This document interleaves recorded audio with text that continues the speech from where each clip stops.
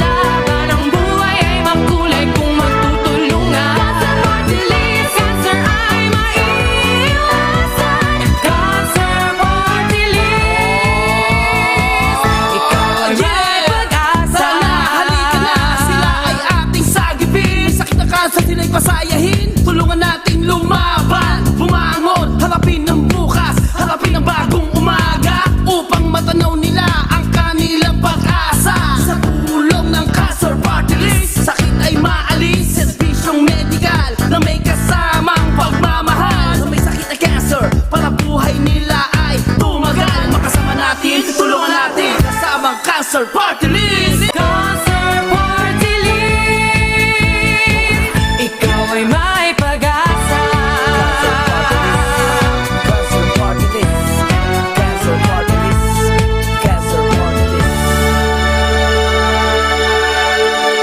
Isang magandang hapon mga kaibigan, ito po ang Cancer Party List in Focus, hapon ngayon ng Sabado 6 ng Nobyembre taong 2021. Welcome po sa ating palatuntunan si Ariel Castro, ang ating Technical Director, ako nyo lingkod si Johnny G, ako mga kaibigan si Johnny Gomez, and in a little while makakasama po natin ang tagapagsalita ng Cancer Party List at board member na si Ma'am Nel Abrugar. Sa pangalan rin po ni Dr. June Lapada, na founding chairman ng Cancer Party List, sa pangalan ni Dr. Jesseric Batad Jr. at ng iba pang mga suporta, taga-suporta at mga kinatawan at opisyal ng Cancer Party List. Ito po ang Cancer Party List in Focus. Ngayong hapon, tayo po ay mapalad na makasama sa palatuntunan ang isang gastroenterologist sa pangalan po ni Dr. Dennis Castro. Tutulungan po tayong maintindihan yung pong mga sakit sa kaloob-looban. Ayan. Magandang hapon muna, Dr. Dennis Castro. Dr. Dennis, magandang hapon po sa inyo. Good afternoon, sir. Good afternoon sa lahat ng viewers and listeners nyo. Ayan. Napakaganda po nitong ating pag-uusapan mga kaibigan. Doon po sa ating mga kababayan na merong dinaramdam o baka merong mga kapamilya, kaanak, na may problema sa kanilang internal organs, pwede po kayong humingi ng libreng konsulta. Ayan, kay Dr. Dennis Castro. Pamaya-maya siguro, kukunin natin yung cellphone number ni Dr. Dennis para after the program, no? Ay pwede pa rin makapaghatid ng serbisyo publiko. Gastroenterologist, anong pagkakaiba, Dr. Dennis, ng gastroenterologist sa internist? Ang gastroenterologist ay isang subspecialty po ito. Kami po ay mga internist din, mga internal medicine, and then ang subspecialization namin ay gastroenterology. Okay. Ito po ay nakafocus sa mga organs ng ating mga bituka, atay, pancreas, sikmura. Alright. Ito po yung mga organs na aming ginagamot. At sa kasalukuyang panahon, itong mga binanggit mo na mga internal organs, ito ba ay nakukompromise rin? Meron bang threat pagdating dun sa usapin ng cancer? Ay, marami po actually, no. Isa sa mga common na cancers na hinahandle namin ay yung mga colon cancer. Okay. Yung cancer sa malaking bituka natin, no. Maliban ho dyan ay yung marami na rin po kami nakikita, mga cancer sa atay, Alright. yung liver cancers and mga pancreatic cancer, at dumadami na rin po actually yung mga cancer natin sa sikmura, no, sa stomach cancers, and yung sa esophagus, yung dito po, no, yung esophageal cancer. Okay. Dumadami rin po yung mga yan. Bago natin pag-usapan yan mga kaibigan, itong mga particular na cancer cases na ito, gusto ko munang malaman kay Dr. Dennis, meron ba tayong mga age group na tinitingnan na karaniwang tinatamaan itong mga cancer sa kaloob-looban? Meron bang mga sektor na talagang at risk at compromised na inyong binabantayan? Opo, marami po actually, no. Isang example po dito ay yung colon cancer, yung isa sa Okay. pinaka-common. Actually, it's the third most common cancer sa Pilipinas po, no.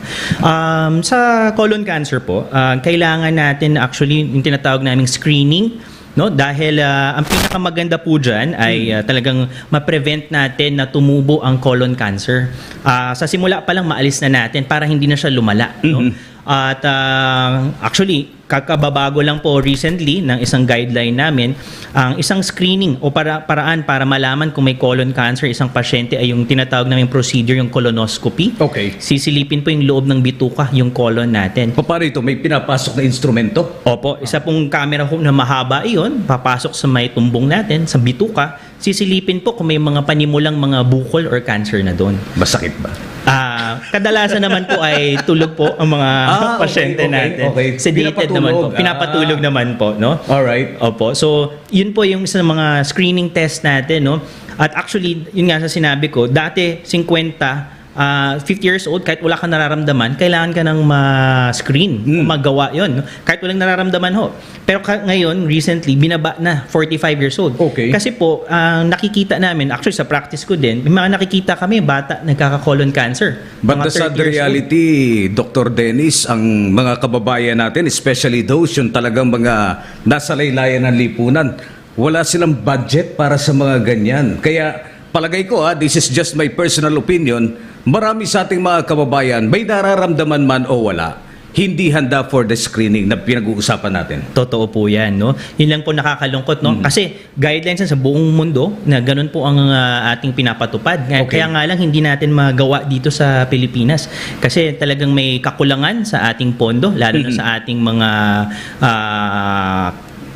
mga kababayang kapuspalad na hindi kayang i-gawin yung mga colonoscopy at mga nararapat na mga test para ma-prevent tong cancer. Gaano katagal itong procedure na ito? Ang procedure po nito ay maybe mga 30 to 60 minutes, no? Halos less than 1 hour. Tapos kadalasan po, minsan ginagawa ko po ito ng outpatient lang. Hindi naman kailangan i-admit yung pasyente. At anong hinahanap ninyo?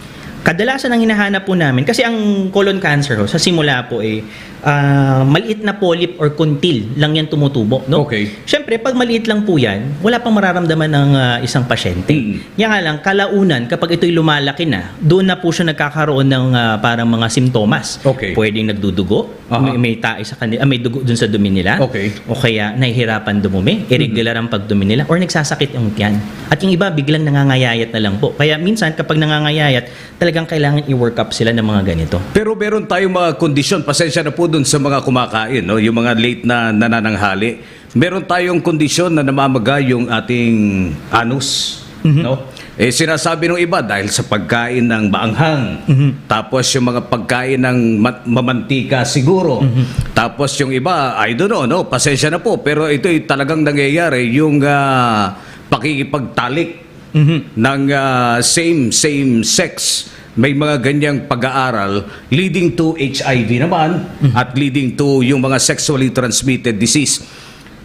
Sa itsura lang ba, Dr. Dennis, pagka nakita nyo without the procedure, pwede ba tayong mag-arrive sa conclusion na ay may problema itong tao na ito? Maaari po, may several mga examinations kami na Okay. physical examination, yung digital rectal exam, yung magpapasok kami ng daliri, kakapain namin yung bukana ng tumbong kung may Okay. mga ibang problema. Pero sa tingin ko, halimbawa kung may mga ibang problema sa loob, mas mainam pa rin gawin yung mga ibang diagnostic test, lalo na yung mga colonoscopy kung sakali po. Saan nakukuha itong colon cancer? Marami po eh. Maraming risk factors. Meron po itong dahil sa mga kinakain natin. Isa na rin po ditong mga factor po yung paninigarilyo, alak po. No? So yung mga bisyo, no? Kailangan na alisin ho talaga po yan. Pero kadalasan po may mga talagang tao, mga lahi ng mga tao na sadyang nagkakaroon sila ng colon cancer or yung tinatawag nating hereditary po. Yes, oo. At mahirap pa itong gamutan na ito? Actually, kung ang maganda po dito sa sinasabi natin, sa screening na sinasabi ko, kung ito ay makita natin, nang maliit pa lamang po ang ating cancer, maaaring kahit hindi na kailangan maoperahan yung pasyente at maalis na po natin yung maliit na polyp na yun, Alright. hindi na ho siya lalaki. Pero paano yung procedure niyan kung tatanggalin? Ito po usually ginagawa natin through colonoscopy po. Maaari na po natin gawin yun. Yun yung sa sinasabi kong screening, di ba po? Kung ito ay nakita natin na may parang medyo suspicious o parang problematic, maaari ko na pong alisin yun. Tapos pinapabiopsy po natin, pinapasuri natin, titignan natin kung ito ba yung pwedeng maging cancer o hindi. Kasi hindi naman po lahat ng polyp ay nagiging cancer din po. Gaano kamahal itong procedure na ito? Depende po actually, no? Pero kung halimbawa ay yung usual po ng mga sa ospital, mas around mga 20 to 25,000 po usually po yan eh. Kaya natin pinag-uusapan ito mga kaibigan dahil tandaan po ninyo, ang ipinaglalaban at ipinapakiusap po sa atin ng Cancer Party List yung inyong suporta dahil dun sa mga batas na kanilang mga nakaplano, idadagdag ito dun sa pagtalakay ng Universal Healthcare Law. Dapat po talaga magkaroon ng ngipin ng batas at magkaroon ng mga tamang mga batas na gagawin ng Cancer Party List nang sa ganun yung ating mga kababayan, di ba, in the hope, no, na kahit papano mabawasan 20-25,000 is baka sa iba no big deal, pero sa dami nating mga kababayan na nasa laylayan ng lipunan, uunahin na nila yung kanilang pangkain sa araw-araw, eskwela ng mga bata. Kaya nga aking parating sinasabi, Dr. Dennis, marami tayong mga kababayan talagang hindi nila tanggap, in denial, pagdating dito sa mga sakit na nararamdaman. Totoo po yan. Kayo bang mga doktor, paano nyo, ikaw nasa private practice, paano po ninyo kinukumbinsi ang ating mga kababayan to come out in the open at talagang magpasuri? Yun po. Actually, kadalasan po ang nagpapacheck up sa mga clinic at ospital, yung may nararamdaman na ho. Pero lagi ko pong ino-open yan, lalo na halimbawa ako ay may isa akong pasyenteng may colon cancer.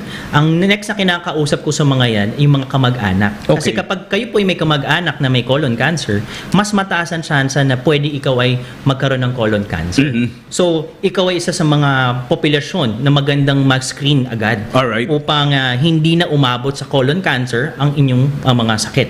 Kaya yung colonoscopy, ino-offer na po natin yon. Isa pa lang po ito sa type of cancer na ating pong pinag-uusapan at bahagi ng expertise ni Dr. Dennis Castro na isang gastroenterologist. Meron po tayo 11 minuto na mga kaibigan after 2 in the afternoon. Magbabalik ang palatuntunan in just a very, very short while.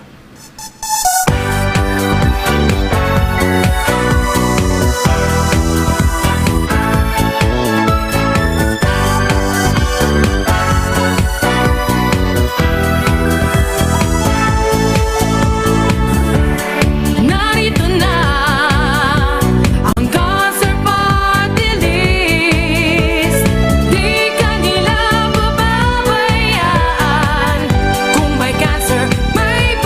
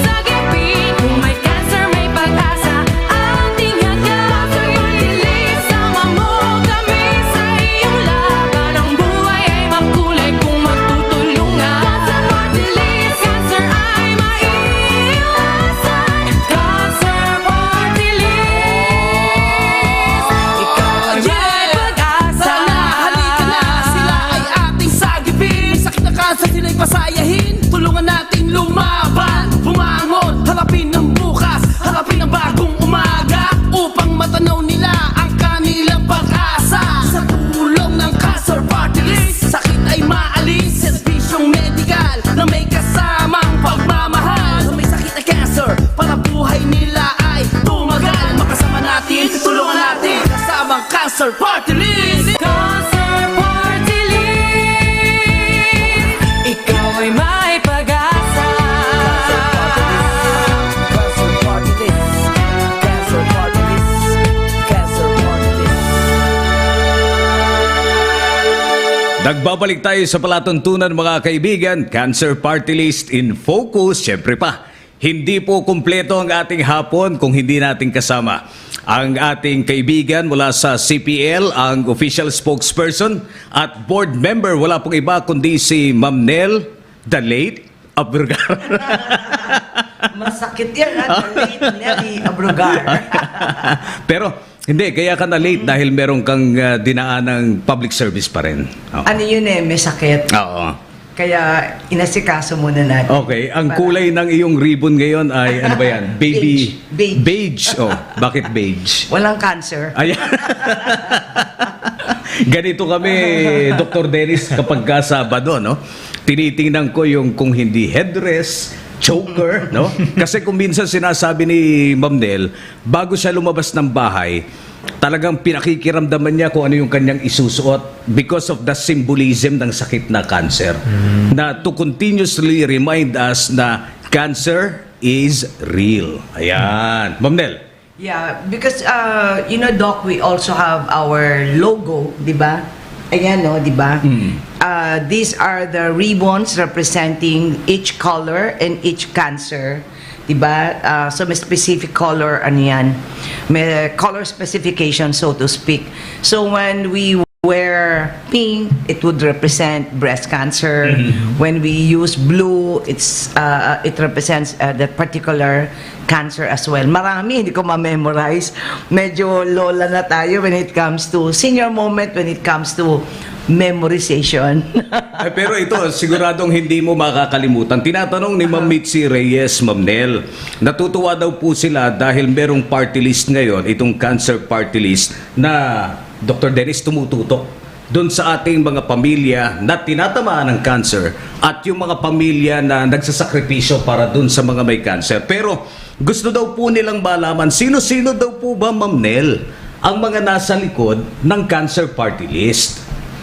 Yes, I was also always in many times pagka nagkakaroon tayo ng ambush interview sa mga iba-ibang mga friends natin in the media, they would always ask me, sinasabi ko lang in general, you know, that the cancer party list consists of 5 nominees. It also is covered up by a board who are like 7 in the board that sits to manage and represent the entire party. Okay. Now, since this question has always been raised to us many times over, Johnny, and for Doc also, na information, ang cancer party list is actually composed of 5 nominees. All right. The very first one, who is our founding chairman, is Dr. Jun Lapada. Okay. He's a surgeon. But more importantly, he has devoted himself not to his practice per se, but to his advocacy in the fighting for the plight of the indigent cancer patients. So may diba? passion talaga siya. The love, tungkol dyan, no? yes. His love for it to help, to be of service. And because we know the history, di ba, Johnny, na ang hugot niyan kasi nga gusto niya i-pay forward dahil ang father niya was a recipient of God's grace and favor, na gumaling siya and nabuhay pa siya na like 17 more years or so. So as a son na pinagsabihan ng ama na tumulong ka sa mahihirap dahil ibang-iba tong sakit na to, ganyan-ganyan. So that is a history. The number 2 nominee is Miss R.C. Fabon. Okay. She is the president of PARDS Philippines. I'm very sorry, but at the moment I really do not know what it stands for. Yung PARDSS. Yeah, that's PARDS. But I know this is a group of multipliers, task oriented people. Like, they give support to to the cause of many government emergencies, ganyan, or needs. Halimbawa, meron tayong floods, no?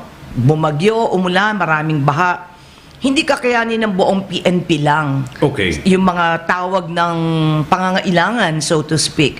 So tatawagan yan ang mga support arm nila. Ito, Ma'am Nel, ang ibig Okay. sabihin ng PARDS, Peace, Action, and Rescue with Dedication to Serve the Society.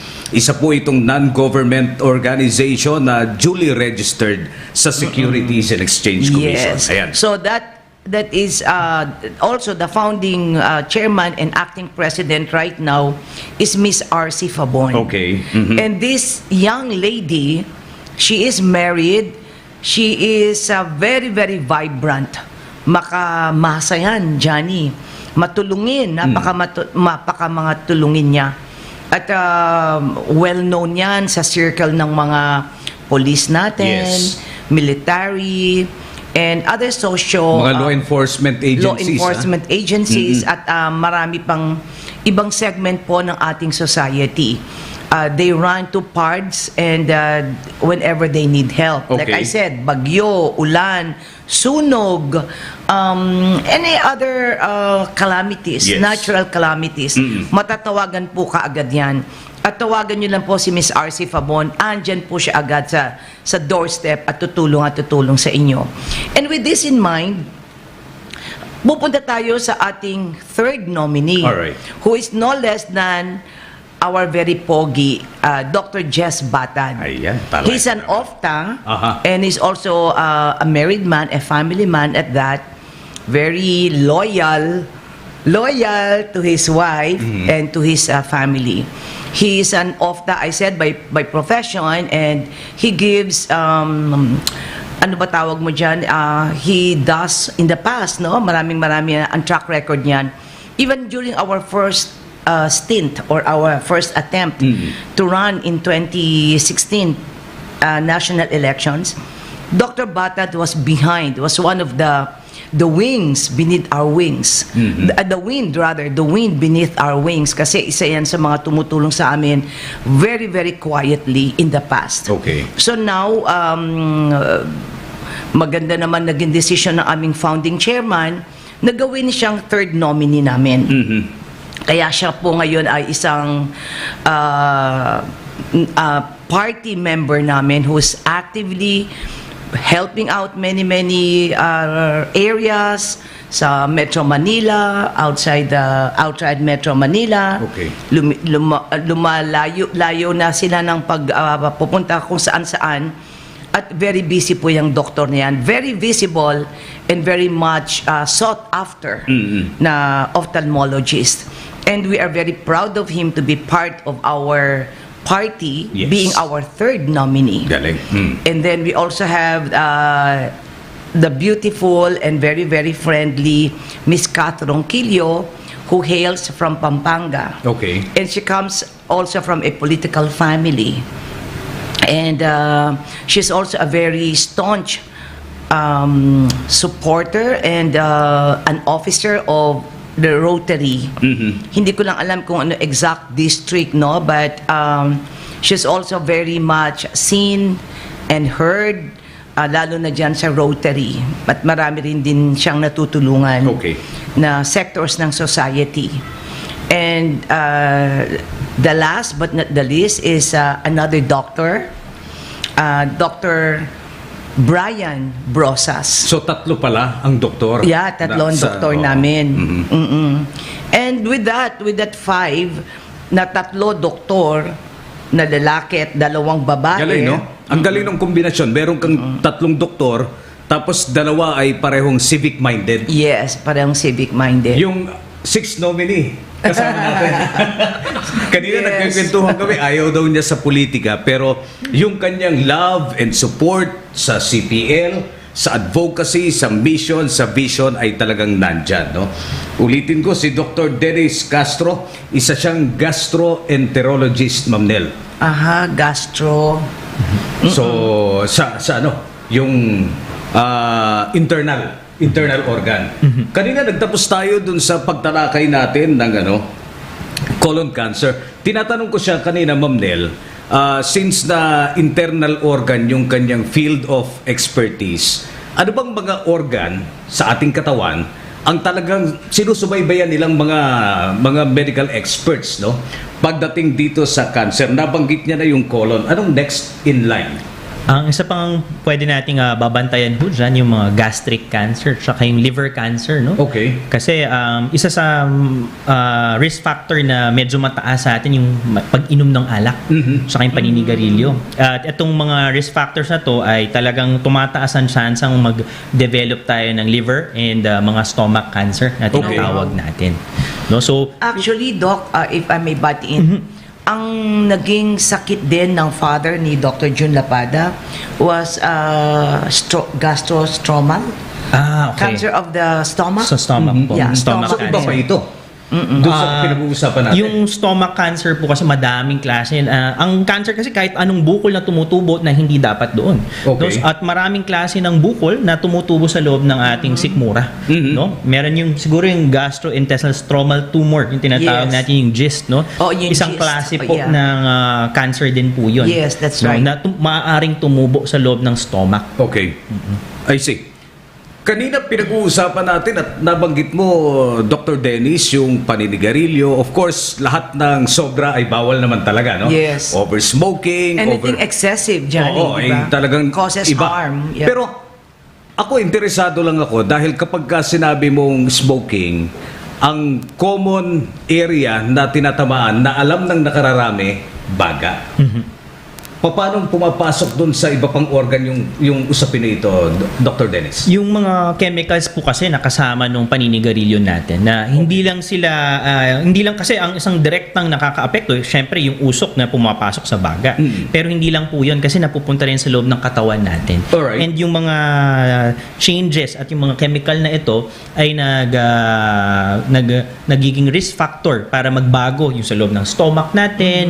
Actually, hindi lang halos lahat ng mga cancer po, yung paninigarilyo, alak, nagiging risk factor po natin yan. Including yung mga sa pancreas, yung lapay natin. Okay. Yes. So, those are mga risk factors. Pero So, Doc, di ba yung pancreas or pancreatic cancer, one of the most aggressive yan, you know? correct po, no? Sa pancreas that's quick. po Yes, kasi ang Pancreas. mahirap sa pancreas lapay, tulad ng lahat ng cancer. Yung pala ang lapay, Opo, pancreas po, no, sa Tagalog. Actually, parati itinatanong, ano bang Function. trabaho, ano bang function ng lapay, ng pancreas, no? Bakit tumubo parang wala naman daw function.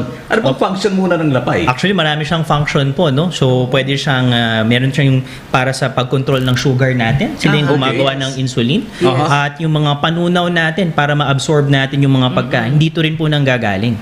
So, very important po talaga siya, no? Yun nga po, yung sa mga pancreatic cancer, tulad ng lahat ng cancer, nagsisimula na maliit lang po yan. Kapag maliit pa po yan, wala tayong nararamdaman. Kaya maganda ho talagang ma-detect sila ng maaga pa lang. Kasi ang labanan natin sa cancer ay pag mas maaga nating makuha ito at makita, mas maaga nating magamot, mas malaki ang chance na may cure na wawala. Yan yung sinasabi mong early detection. Yes. Early detection is prevention, di ba? Yes, correct po. Now, naalala ko, Doc, yung tungkol sa pancreatic cancer, I also have a brother-in-law. He used to be the governor of La Union for many years. Nakompleto niya 3-termer, ganyan. Tapos he was sent to the Latin Americas as our ambassador. And he was about to be the COMELEC chairman during the term of PGMA.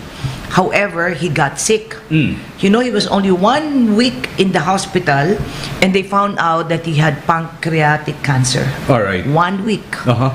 After that, Namatay rin. napakabilis. Oh. Tapos, Doc, nagiging yellow yung eyeballs. Correct ng po. mata. Correct po. Parang mata siya na ng pusa. nagiging Bakit parang ganon? mata ng puso. Kasi po ito yung pancreas natin, konektado rin po yan sa mga tubo ng apdo, yung mga biliary tree na tinatawag natin. Yung papaitan. kinakiyelo. Opo, kasi bago lumabas po yan dun sa maliit na bituka, ito po ay nandyan po yung ating lapay. Kapag may bukol ho doon na tumutubo, naiipit po, Katakot, no? hindi nagkakaroon ng obstruction na tinatawag natin. Kaya po nagkakaroon ng paninilaw, yung pasyente, yung ihi nila parang nagiging tsaa, yung dumi nila parang maputla, parang chok, parang ganun. May amoy ba ito? Wala naman pong amoy, pero yung kulay talaga very Talagang distinct sa amin. nagkakaroon Nag-iiba yung, decoloration, yung look niya, Opo, yung physical yun look po yung niya. nagiging maging problema nila. At kadalasan, kapag ganun na ang nararamdaman at nakikita ng isang pasyente, medyo advanced na yung Advanced stage. Okay. Kaya sabihin nun, malaki na yung bukol. Pag malaki na yung bukol, maaaring yung mga karatig na mga organs nito ay baka apektado Pero rin. ito, Doc Dennis, binabanggit mo sa pancreatic cancer. Pancreatic po ito. Ayan. Okay. Yung ating mga kababayan, Ma'am Nel, na tinatamaan ng lung cancer, sinasabi nila due to first, second, third hand smoking. Yung iba, di ba? Pagka pinag-usapan natin yung internal at ang isa sa mga factors na nakaapekto ay yung sobrang paninigarilyo, pwede rin ba itong maipasa doon sa second and third hand? Pwede rin po. Basta yung usok po na yun na nagkakaroon ng changes sa katawan natin.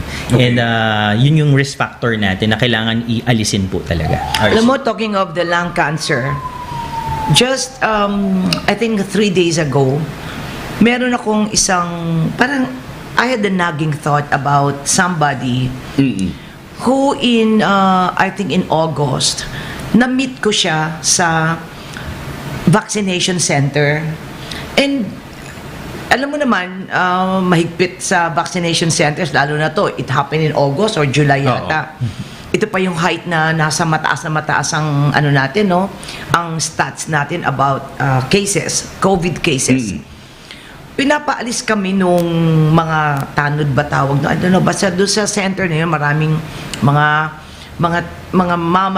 lalaki na with the barangay. Okay. And they were showing us out and they were saying wala kayong registration or blah blah blah. Hindi kayo pwede. Alam mo naman ako, medyo makulit. Nakikiusap. Somebody heard me. Oo. Itong babae na to, particular lady. And she was very nice, she was very kind, she entertained me and she said, "Oh, sige po tita, naunawaan ko because you're senior citizens, ganyan. Make the long story short, tinulungan niya ako. Tinulungan niya yung anak ko, and then my son-in-law, and then in different days, no? She Okay. was very kind. End of story. Hindi na kami nagkita, hindi na kami nagkausap. I just remember to text her. Sabi niya, tita, please pray for me. Kasi ganun ako eh. One day, I will just feel an urge to call somebody while parang I'm thinking or I'm praying, ganyan. Para bang call this particular lady. And I texted her and I said, "How are you?" Matagal niya siya sumagot. Until a day after, sumagot. Sabi niya, "Pagdasal niyo po ako kasi may aalisin pong tubig sa likod ko. Ano sa lungs ko?" Sabi niya. O di, oo lang ako. Lumipas na naman ng time, sabi ko, "How are you na?" Ma'am Nel, meron po akong stage 4 lung cancer. Babae ito. And I think second hand Smoking. Smoker ba na matawag doon? Second hand, how do you call it, Doc? Second-hand smoke po na Oo, na-acquire niya, yes no? po, sa iba. Causing stage 4 cancer. Alam mo kung gaano siya pumayat? Kalahati ng weight niya. In so short a time, Doc. Okay. Kaya ngayon, ano magagawa? Kukunin ko agad ang pangalan, kinukulat ng detalye, forward ko agad sa headquarters natin para gawan ng tulong. I-navigate kung saan sila makakuha. Sabi niya, "Alam niyo po, Ma'am Nel, wala po akong 1 week sa ospital. I spent 1.4 million." Wow. Tapos sabi niya, ako naman, I was happy na may pera sila. Sabi ko, at least na-erase mo yung amount. Sabi niya, "Naku, kung alam niyo lang po kung paano po namin hinagilap, word niya. Yeah. Kung alam niyo lang po paano namin hinagilap yung pera, ma'am, para lang po ako makalabas." Tapos, ma'am, nalaman ko po, stage 4 cancer pala. Kasi akala lang niya, may tubig lang siya sa lungs. Ito yung tatanggalin lang dapat. Oo, kala tatanggalin lang. Kasi sabi ko, Alan, how are you? What can I pray for you today? Out of the blue lang yun, Johnny. What can I pray for you today? Tapos sabi niya, yun nga, meron daw siyang procedure. And then after some time, nalaman ko, cancer na. She's not aware that I'm with the cancer party list. So I started to get all their info nga. And yun, finorward ko na sa headquarters natin. And hopefully, they can do something about it this coming Monday. Kaming mga ordinaryong citizen, no, so to speak, yung mga nakikinig, nanonood, ako dahil si Ma'am Nel ay from CPL, ikaw ay isang medical practitioner, Dr. Dennis. Ang tingin ko, pagka naririnig ko yung ganyan mga kwento, talagang very gloomy, no? Nakakatakot. Pero ikaw, bilang doktor, paano mong binabago yung mukha nitong problema na ito, nakakatakot na problema? Lalo na kapag kakausap mo ang pasyente, kausap mo yung pamilya ng pasyente, paano mo ibinababa yung verdict na hindi as gloomy as it looks? Well, yung isa sa mga paraan dyan is, una, kailangan talagang maging straightforward ka sa kanila. Okay. Yes. And then, kasi mahirap din magbigay ng false sense of hope para sa kanila. Pero ang lagi nating tatandaan is, kailangan yung actually sa mga cancer patients, yung comfort nila, quality of life. Yes. Yan ang kailangan nating i-uphold para sa kanila. No? Okay. Na kahit may cancer sila, komportable sila, kaya nilang gawin yung mga natural ng ginagawa kahit dati. No? Hindi sabihin na pag may cancer, yun na yun. Karamihan nga ng mga cancer ay ngayon dahil sa maganda ng mga teknolohiya, yung iba nagagamot na ho talaga. Basta maaga nating makita po itong mga Okay. Ma'am Nel, babalik tayo dun sa usapin, no, ng mga pag-uukulan ng pansin ng Cancer Party List. Itong mga nakaraang Sabado natin and ngayong araw na ito ng Sabado, iba't ibang klaseng doktor ang ating nakakausap at nagkakaroon tayo ng dagdag na mga impormasyon kung ano ba yung itsura talaga ng cancer na dapat na paghandaan ng ating mga kababayan. Ang Cancer Party List, saan pumapasok dito sa mga usapin na ito? You know, as we discuss cancer, the more we realize that there really is a big need to address it. To really sit down and study how to address it, to respond to it, and how to give how do I put it, not only treatment but how do we handle all these things. Okay. Kasi di ba, Doc, it is so encompassing hindi naman may cancer ka, kunyari lang example, ano pa ba yung medyo serious na sakit na pero madali mo namang ma-address. Kunyari masakit ang appendectomy, kunyari surgery, after the surgery gone, diba, Okay. Doc? Siguro naman napaka-rare case nung inopera mo tapos nagkaroon ng ibang complications, no? Yes. Okay. So what else? Kunyari, ano pa ba yung mga medyo simple, Doc, na mga cyst, mga ganun lang cyst, po. no? Okay. Pero hindi cancerous, di ba, no? Oo. Okay. Operation, period. Aha. Wala na ulit. But cancer, even if you have already, like say, breast cancer, inalis mo na yung breast, mastectomy, does it end there? Not yet. Diba? So, doon pumapasok ang Cancer Party List. Okay. Na nakikita namin yung bigger picture, Johnny. Hindi lang mo titignan na bigyan mo ng tulong one time, period. Okay. We are very aware that cancer is a long journey. That cancer is not just cancer, but it is the big C, like we always say, di ba? It's a big C. It's dreaded, it's serious, and it's real. Okay.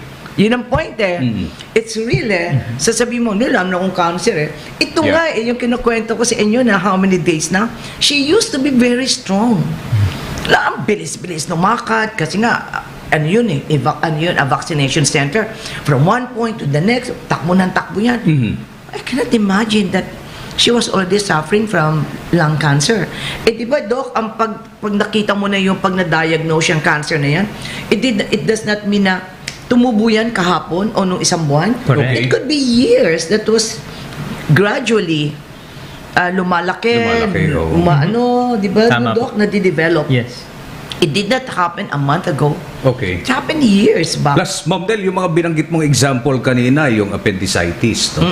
Parang kapag ka nagtanong ka sa kakilala mo, may kakilala ka bang merong problema sa appendix? Manghuhula pa mag-iisip pa, sino nga ba sa kakilala ko ang tinamaan ng appendicitis? Yes. Pero, tanungin mo, meron ka bang kakilala na may cancer? Maring sasabihin niya, ay, yung kapitbahay namin. So, they can easily identify kung sino doon sa kanilang closest family circle siguro o mga kaibigan. Ibig sabihin, talagang maraming tinatamaan ng cancer. Yes, of course. Kaya nga, as we partner with doctors like Dennis. like Doc Dennis here, and our last week's Dr. Roy. Uh-huh. And I always have a smile on my lips every time I remember Doc Roy. And Dr. Hill Vicente. Yes. Diba? Alam mo, Doc, nare-realize ko, this I repeat over and over. You know, the cancer, the party list was conceptualized when, what's this, when the late dictator, President Marcos fled, and was banished, I would say, and came the new regime under President Cory. There was a re-amendment of the Constitution of 1987, and this is where they put in, or they added, the party list system. Okay. Because of what? Because of inclusion. Because they wanted to include the minor segments of society To be represented. Yeah. Oh. So imagine, since 1987, nobody thought of focusing on cancer alone. Okay. It was always kind of general, di ba? Malaki, mahabang sinasabi nila kay livelihood, kay education, kay employment, kay LPG. I mean, sabog-sabog. I'm not saying it's bad. Yeah. I'm saying it is okay. But it has been an emerging reality. And ano ba yung cancer, Doc? Kung madi-describe mo sa isang word, i-describe mo ang cancer, parang sa imagination ko, Doc, and correct me if I'm wrong, para ba siyang kumakalat? Para ba siyang, pag na-imagine ko lang, no, parang iba yung cancer, parang yung cells nakakatakot. Yung iba nga kinakain daw yung laman parang gano'n. Di ba? Yung mga ganon. May mga ganyan description. If you translate that into our Philippine society right now, may cancer talaga yung society natin ngayon. Yung healthcare system nga natin, wala Wala nga tayong pondo Social issue. Ang daming social issues. Kaya ang sabi ko, it is really the timing, the perfect timing, 2022 national elections, that Cancer Party List fights for the plight of every cancer patient, and to be praying, wag naman sana, di ba? Sino ba gusto magka-cancer? Kaya nga. So ito ang magandang tanong dahil medical expert ang kausap natin. Anong nakikita mong lacking dito sa present condition? Moving forward, ano yung mga areas to improve pagdating sa healthcare, focusing on cancer, Dr. Dennis? Actually, yung mga lacking po talaga. Tulad na pag-usapan natin kanina, yung mga screening programs for different cancers. Ang dami po niyan. Talaga pong yung sa pondo po, kulang po talaga. Kahit sa mga government hospital, kasi ako isang kawani din sa government hospital, makikita pa rin natin kahit na nasa government hospital sila, kulang pa rin yung pondo. Alright. Kaya talagang Yun ang number one, no? Opo. Very evident and very imminent need, no? Opo.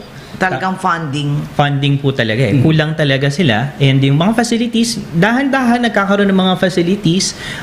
Nandiyan din yung mga malalaking ospital, yung mga malaking government hospitals. Pero karamihan kasi, pag i-refer ko yung mga pasyente, ang haba ng pila po. Oo, ang haba. Halimbawa, may papaschedule, next month pa sila magagawa. Nakapila. Opo, kung tulad ng sinasabi natin sa paggamot ng cancer, oras. Parang tama yung sinasabi naman, kumakalat yan. So habang ngayon, nag-uusap tayo, halimbawa, tapos next month po pa kung, halimbawa, iko-colonoscopy, at sa tingin ko may colon cancer ako, kumakalat yun. At baka mamaya, kung kailan tayo makita, ma-detect na natin, baka huli na. Ma'am Nel, Dr. Dennis, meron kong nakita sa social media na isang pagamutan sa Region 3. Nag-ribbon cut nung isang facility na bagong bukas. Ang tawag nila cancer care na facility. Anong ibig sabihin yan? Bakit meron tayong mga parang special unit siguro, special facility ng pagamutan focusing on cancer? Hindi ba pwedeng like the other hospitals na kung ano-ano na lang?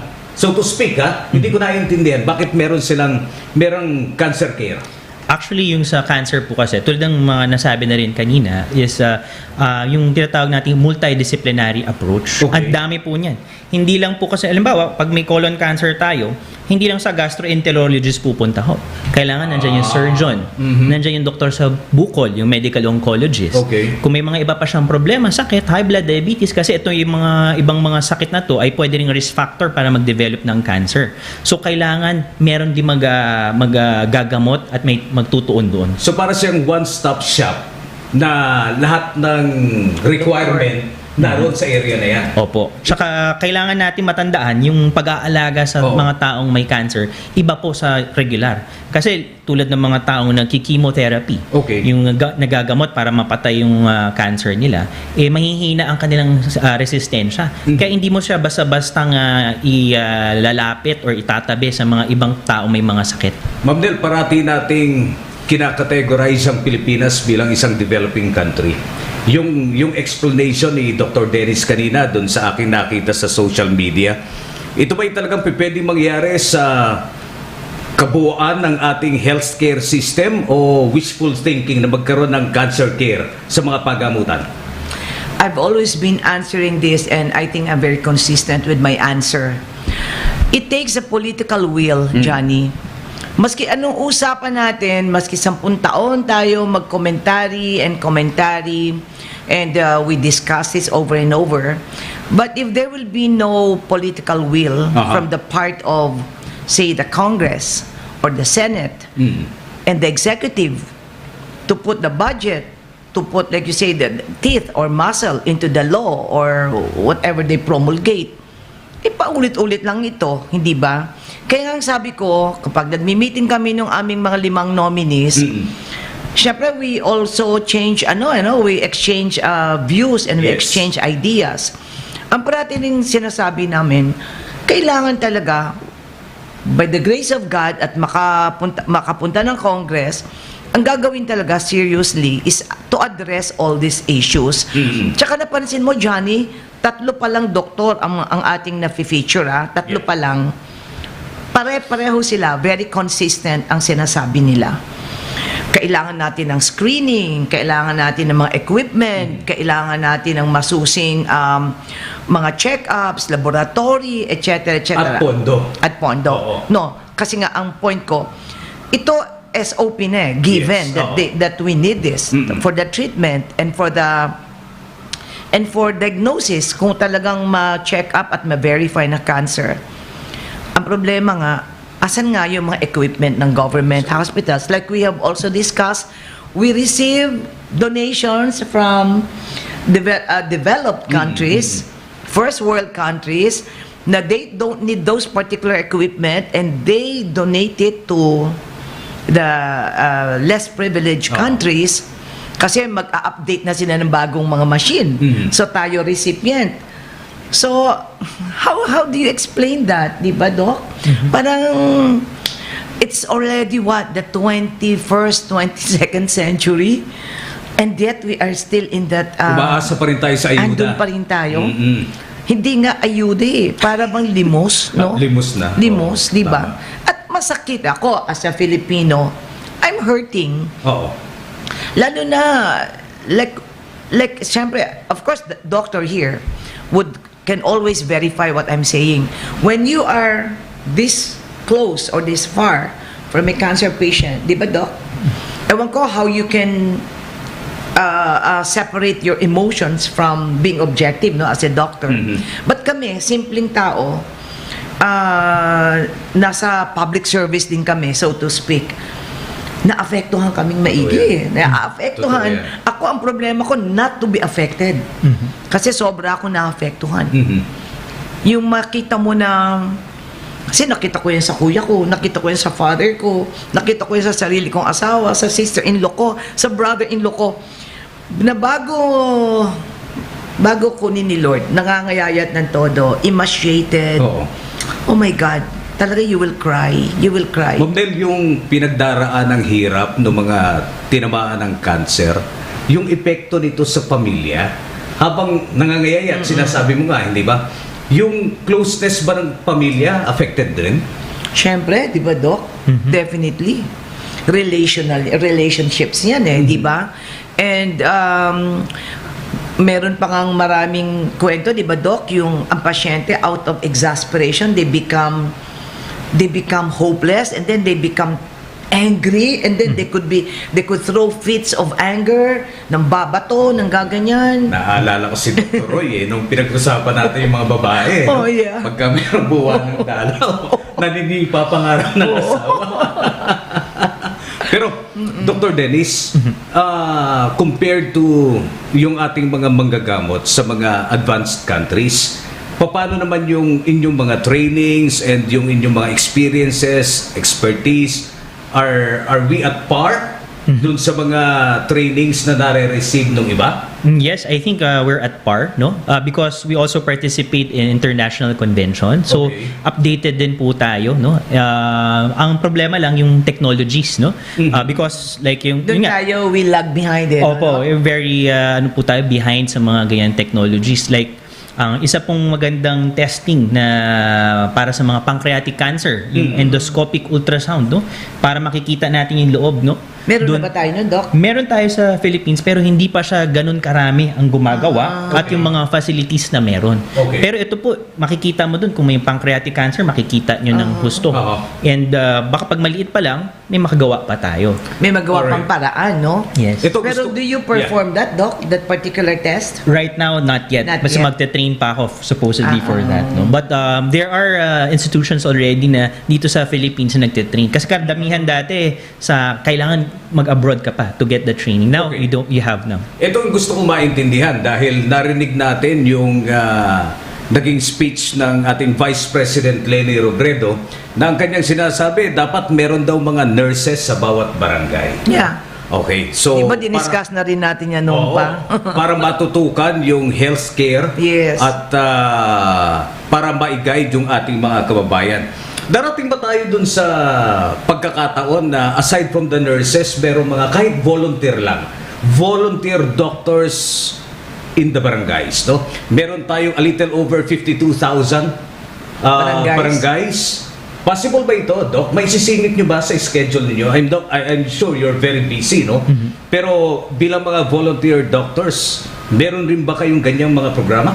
Actually, may mga ganung mga programs, no? Like what I told you, nasa government hospital din ako. But I think ang nagiging problem is yung dami ng mga napoproduce nating doctors Okay. and the exponential increase ng mga population natin is hindi siya proportional, no? So baka it can happen in the future, hopefully. But I think kailangan yung healthcare muna natin maayos talaga. Yeah. Alright. Per barangay, mga nurses, and everything else before we really pursue those things. Kasi parang sa mga developed countries, ganun po yung mga Yes. ginagawa nila. But I think medyo malayo pa tayo sa ganun klaseng parang setup or system. I see. Ma'am Nel. Like supposing in the US, Doc, they may not be full-fledged nurses, but they call them like CNA, di ba? There are CNAs that abound. Marami. So halimbawa, in the case of our country, mahal magpaaral siguro ng nursing, no? Tapos alam naman natin na hindi din ganun ka lucrative yung profession nila. So what do? They go out of our land, di ba? So they migrate, they work outside of the Philippines hoping for a greener pasture, Yes. so to speak. Now, if we analyze this scenario, anong bottom line? Economics parati, pera. The nurses are ill-paid. The doctors are ill-paid, di ba? And and everyone and Juana de la Cruz that are in the medical field, ano tawag yun doon, frontliners, di ba? Hindi sila talaga sufficiently paid. Kaya I would like to believe that ang services din nila mediocre din, lalo na sa barangay level. Compromise ang service. di ba? Kunyari may masakit, di ba agad tapos di ba we were talking about that, like yung kunyari sa mga public government hospitals, the likes of Abelia or ano yung mga hospital na maraming nanganganak. Di ba kumbaga mass production na nanganganak, ilan sigurong yan. So yun sinasabi natin, masakit pagka ina-IE or something na mabilisan because we lack manpower. We lack doctors, we lack nurses, we lack orderlies. Patients versus sinasabi niya ni Doc imagine the population is how many 100 millions right now? 110 million. 110 million. Ilang percent ang doon, health workers. Ilang percent doon ang doktor. May specialization pa. Correct. Di ba? Lalo lumiliit ang porsyento. Opo. Nagmamigrate pa. Di ba? Brain drain. Di ba? So what's gonna happen? Now, if I were the president of the Philippines, I know it will never happen. Because you're not running. But I'm just dreaming. Okay. I'm just dreaming. Libre yun di ba, Okay. Johnny? So I'm dreaming. I'm the president of the Philippines. I have in my hand the liberty to balance things in my hand. Yes. Pag-aralan ng mga advisors ko ang repercussion ko, itaas natin ang sweldo nito, di ba? Babaan ng konti taxes nito, itaas yung taxes doon, blah blah blah blah. And then we can fully compensate these medical workers. I think our healthcare program would need to start from there. Yes. Di ba? Kasi sila yung gagawa sila Ma'am Nel, yung appreciation sa mga medical frontliners, parang ngayon lang na nagkaroon ng focus nung nagkaroon tayo ng pandemya. Yes, di ba? yes. Totoo ba yung experience na yan? Well, totoo rin po, no? Parang mas na-highlight lang siguro yung service na nagagawa kasi walang ibang lumalabas nung time na yun. Kami nung time na yun, we were called to handle COVID cases, kahit subspecialist kami. Kailangan po talaga, walang mangyayari kasi kung hindi kami pupunta doon, sinong pupunta po? Sila yung mga unsung heroes natin, di ba? Kaya nun, di ba, napanood nyo, pag lumalabas yung mga pasyente na they triumphed over COVID, di ba, nagpapalakpakan yung mga tao, lumalabas, tapos lahat ng mga health workers, pinapalakpakan din. Pero hindi nakikita yung mga health workers na nasa isang tabi ng paggamutan, sa sahig na lang natutulog, Yeah. wala nang tamang oras ng pagtulog. Ito yung binabanggit mo rin na pagbabalanse, Ma'am Nel. Kailangan mabalanse. Talagang sabi ko nga, it really takes a lot of introspection as a whole, bilang isang mamamayan at buong bansa ng Pilipinas. Itong 2022 election talaga very crucial. Yes. I'm not endorsing any candidate. We know that we're all apolitical over here. But one thing I'm trying to also remind every Filipino, dapat yung boto natin intelligent. Hindi na yung what is it for me? Yeah. If I vote for you, what is it for me? Especially sa party list. Dahil isa lang ang pwedeng piliin. Yeah, isa lang ang pwede. Kaya yung boto nyo napaka-importante. Okay. Kaya nga di ba may nag-phone in question sa atin, yung in-interview natin. Ang gaganda ho ng programa nyo, may cancer sila. Ako ho, walang cancer. Walang cancer. Ano ho yun sa akin? Di ba parang sinabi mo na rin yun? Iboboto ko si Johnny Gomez. Ano ngayon sa akin kung manalo si Johnny Gomez? Di ba? Yun ang question nun So, ganun din ba? Kung manalo si Isko Moreno, ano ngayon sa akin yun? Ay, kung si ganito mananalo, okay yun. Kasi kaibigan niya nung kaibigan ko Pwede ko lumapit dyan. Ay, kung ito ay uncle yan ni ganito, naku, pwede tayong lumapit dyan. So, it becomes a personal reason more than a what? and national issue na iboboto ko to because makakatulong to sa Pilipinas.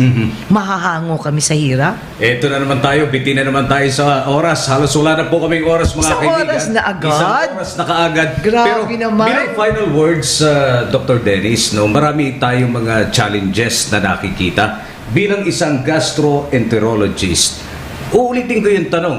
Kasi baka yung ilan sa ating mga kababayan late na nag-tune in.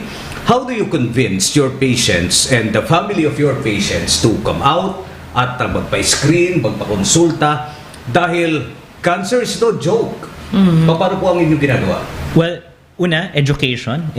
I-inform natin kung para saan ba itong mga to, how effective it can be, and ano ba yung mga, kasi ngayon tinatawag namin evidence-based tayo, no? So, ibig sabihin ng ganito yung ebidensya at mataas ang chance ang ma-prevent natin yung cancer if we do these screening tests. So, pag yun na-explain ng mabuti ng isang doktor, madaling ma-convince ang mga tao for this. Salamat po ng marami mga kaibigan. Si Dr. Dennis Castro, isang gastroenterologist. Dr. Dennis, we cannot thank you enough, no? Salamat po ng marami sa inyong oras. No, Johnny, let's not thank him yet because there will be another series Yeah. kay Dr. Dennis. Sure. Pagsamahin kaya natin si Dr. Roy at si Dr. Dennis, no? Magiging bagulo pero masarap itong ating Masayang usapan yun. Oo. Final words muna, Ma'am Nel. Maraming salamat po ulit. Another Saturday na naman po na nagsama-sama tayo. Sana ho na enlighten kayo. Meron kayong mga natutunan kay Dr. Dennis na finiture po namin ngayong hapon. Marami pa po kaming mga darating na doktor sa mga susunod na Sabado para mabigyan po kayo ng linaw at liwanag sa kaalaman ninyo tungkol po sa cancer. Mga kaibigan, si Ma'am Nel Abrugar, ang official spokesperson at board member ng Cancer Party List, si Ariel Castro, ang amin pong technical director. Ako nyo lingkod, Johnny Gomez. Patuloy nating sinasabi ito ha, kahit may cancer ka. May pag-asa dahil Cancer Party List naririto na. In just a very short while, Sunny Ilustre mga kaibigan, pansamantala. Bye-bye. Bye-bye! The views and comments